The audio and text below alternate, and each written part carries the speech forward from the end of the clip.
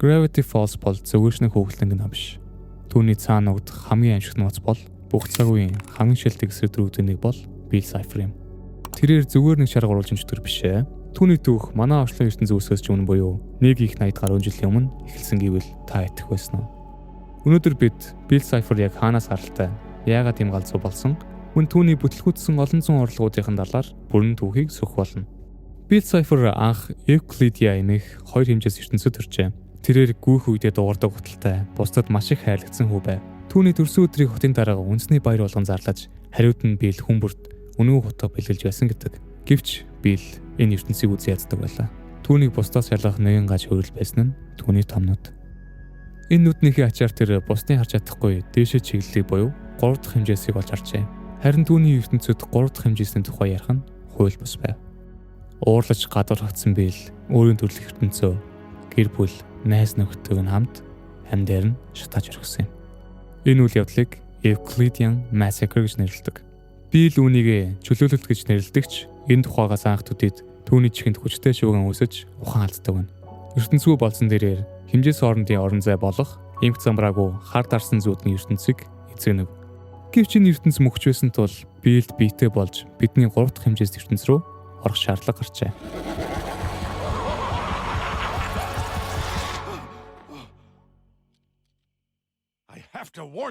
Bill физик биеийг тул зөвхөн хүмүүсийн зүудэнд орж чаддаг байв. Тэрээр эртний бөө Модокоор портал бариулахыг оролдсон ч Модок Bill-ийн жинхэнэ зорилгыг мэдээд өөрийгөө шатааж амиа орлдог. Bill зогссонгүй. Тэр Ацтекууд, Египтчууд, Жорж Вашингтон тэр байтугай 1952 онд Silas Birchwig гэх луурчны өгсөн биеийг эзэмдэж Cyphertology хэмээх шашны гаж бүлэл хүртэл байгуулад амьдсан юм. Гэвч бүгд бүтлгүүцсэн. Түүнд ганцхан гоц фонтон хэрэгтэй байлаа. 20 дугаар зууны сүүлээр Gravity Falls хотод Stanford Pines хэмээх залуу судлаач ирэв. Тэр хотын хачиргалтай зүйлсийн учрыг олж чадахгүй гацаанд орох үедээ хадны агуугаас эртний бичээс олж Bill-ийг дуудчихжээ.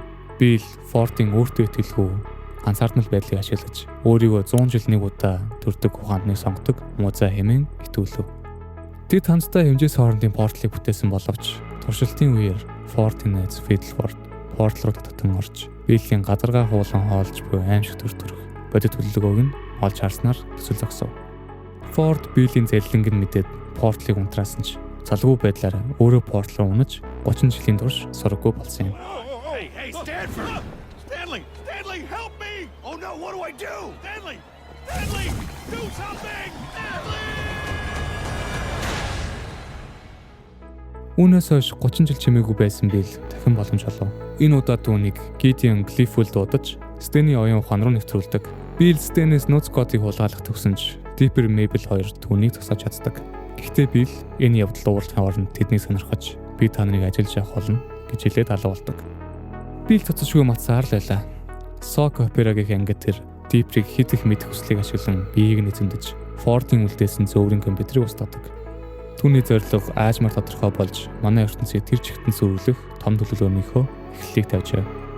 Bill эцсийн үзрээр дэлгэж цаг хугацаагаар аялагч Blending-ийн биеийг эзэмдэн Mabel-ээр хэмжээс хоорондын хавралыг устгуулснаар хүссэн зүйлдээ хүрэв.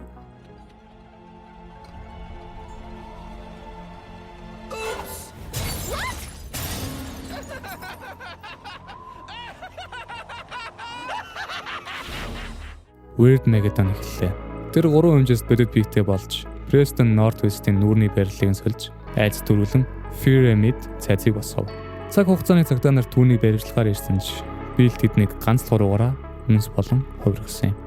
Bill Gravity Falls-ыг дэлхийд даяар түүхийг хүссэн ч хотын иргэн тойронд байх үл үзэгдэх соронзон хаалт түүнийг зогсов. Үүнийг устгах томьёо зөвхөн Ford-ийн толгоонд байлаа. Deeper Mabel болон хотын иргэд Shacktron хэмээх аврал ровд бүтээж Bill-ийн эсрэг тулдсан ч байдал хурцмал хэвээр байлаа. Тэд Bill-ийг устгах цорын ганцаараа болох Zodiac-ийн тойргийг бүрдүүлсэн боловч Stan Ford хоёрын үн удаан жилийн маргаанаас болж тойрыг тасарч орхидог. Bill уурандаа хүүхдүүдийг өнөөхөр занал хэлэхэд Ford аргагүй ирэхэд Bill-ийг өөрийнхөө оюун ухаан руу нэвтрхийг зөвшөөрөв. Bill ялалтаа тэмдэглэн Ford-ийн тархи руу орсон ч тэр Ford-ийн бус Stan-ийн оюун ухаан руу орсон байлаа. Ах トゥ хоёр хувцас олж Bill-ийг дөнгөсөн байв. Гадна талаас Ford Stan-ийн ой самжийг устгах буугаар буудаж Стэний оюун ухаантай хамт Билл шатаж эхлэв.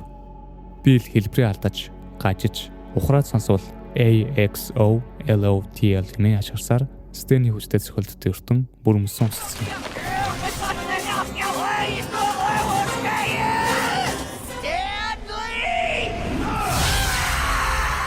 Билл Сайфер уссан байж болох ч түүний физик биеийн үлдэгдэл болох чулуун өшөө бодит ертөнцид хаа нэгтэй ангүнд өнөө хүртэл хүндрэлтний хүлээсээр зогсож байна. Хэрв та энэхүү өшөдөд харуул хизээж түүнтэй гарч болохгүй шүү. Энэхүү бичлэг таалагдсан бол лайк дарж, subscribe хийж биднийг дэмжээрэй. Мөн хэрв та Netflix сайтаар хандлт үүсгэж орохдоо Nemo Mint промо кодыг ашиглавал 10% хөнгөлөлт хөдлөх ба YouTube Shorts, Instagram Reels, TikTok дээрээс харсан сонирхсан бүхэл киногоо хайгаад цаг алдалгүй үзэх боломжтой. Дараагийн нуцаар уулзцгаая. Баяртай.